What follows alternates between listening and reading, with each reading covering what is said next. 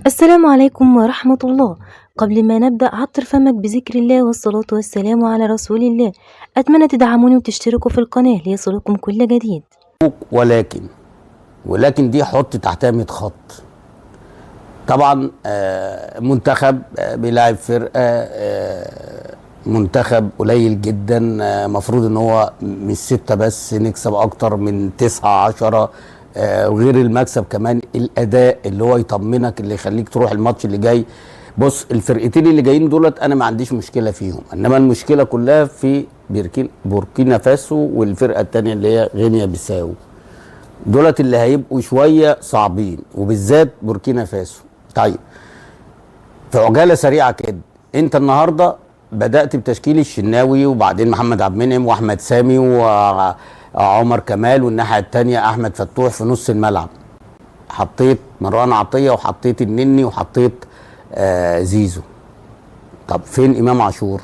كنت لازم تستغنى عن واحد من الاثنين، وتحديدا مروان عطيه. حط النني عشان خبرته، لان الفرقه اصلا اكيد ما اتفرجتش عليها، لانك لو اتفرجت عليها والمصحف هتلعب بمدافع واحد وقدامه الاثنين الباك رايت والباك ليفت، وتخلي مساك منهم يزيد على طول مع الناس في نص الملعب، وهتلعب بدفندر واحد، وهتخلي زيزو، وهتخلي مصطفى فتحي، وهتخلي تريزيجيه.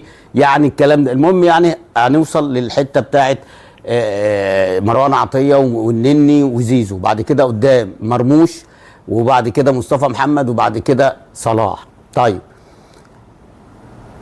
معرفش ايه الجبن اللي عندكم ده يا جدعان. يعني انت اكيد ما اتفرجتش، لانك لو اتفرجت على الفرقه دي، ده فرقه ما بتروحش للجول، ده فرقه اصلا اقسم بالله بتسال الله في حق النشوء، مش لاقيه حاجه ما فيش اي خطوره، وانت عمال تلعب لي ب2 سردباكين، وبتلعب لي ب3 ديفندرات، وبتلعب لي بمرموش. مش مرموش ده يا جدعان اللي هو هداف الدوري الالماني، ماله النهارده في ايه؟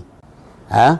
مصطفى محمد جاب جون واحده في العارضه. ده انت النهارده يعني مفروض يعني 5 6 جوان بالكرات العرضيه، بالكرات اللي اتشاطت، بالتكمله، بالكلام. بس اهو هنقول ايه؟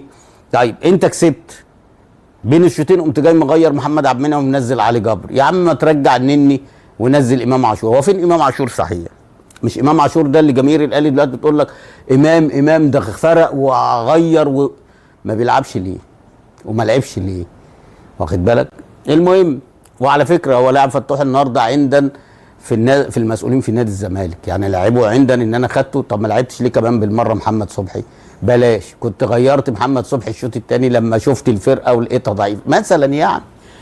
المهم، بس هي عندي يعني وخلاص. المهم اللي انا عايز اقوله لكم، يعني مباراه خادعه، مباراه مش ده المستوى الحقيقي اللي انت تقدر تقيس وتقول ان المنتخبنا قوي ولا مش قوي. انت الاختبار الحقيقي ليك يا فيتوريا ان شاء الله في افريقيا، لانك هتقابل منتخبات محترمه حتى لو تصنيف تاني. يعني هتقابل زامبيا، هتقابل نيجيريا، هتقابل كوت ديفوار، هتقابل المغرب، هتقابل تونس، هتقابل الجزائر. يعني الفرقه دي ممكن تقع في قرعتك، والسنغال طبعا.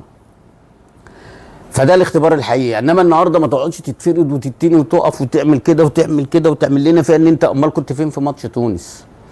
انا مش بهمد، انا بقول بما يرضي الله، لان احنا هنرجع تاني. فاكرين كيروش لما قلت لكم هياخد الشنطه ويطلع، وبعد كده يقوم جاي رافع عليك قضيه ويقول لك عايز مستحقاتي؟ كل الاعلاميين امبارح واول امبارح طالعين يقول لك ايه؟ فيتوريا الناس سايباه. طب لو خسر بطولة افريقيا لا قدر الله، يعني احنا اخر بطولة لعبنا النهائي ماشي، وكان كيروش، وساعتها قال لك ايه؟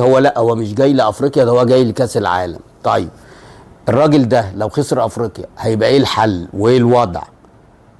ايه الحل وايه الوضع؟ هتخلوه برضو يكمل عشان يطلعنا كمان نقعد 8 سنين بعاد عن كاس عالم؟ نقعد 8 سنين تاني ويبقى احنا. طب والشعب المصري ذنبه ايه؟ والمسؤولين اللي هنا لو ما خدوش قرار في بطولة افريقيا، اقسم بالله يبقى الدنيا عليه العوض، يبقى عليه العوض. يبقى المجلس ده بصراحة يبقى لازم بقى يقدموا استقالاتهم.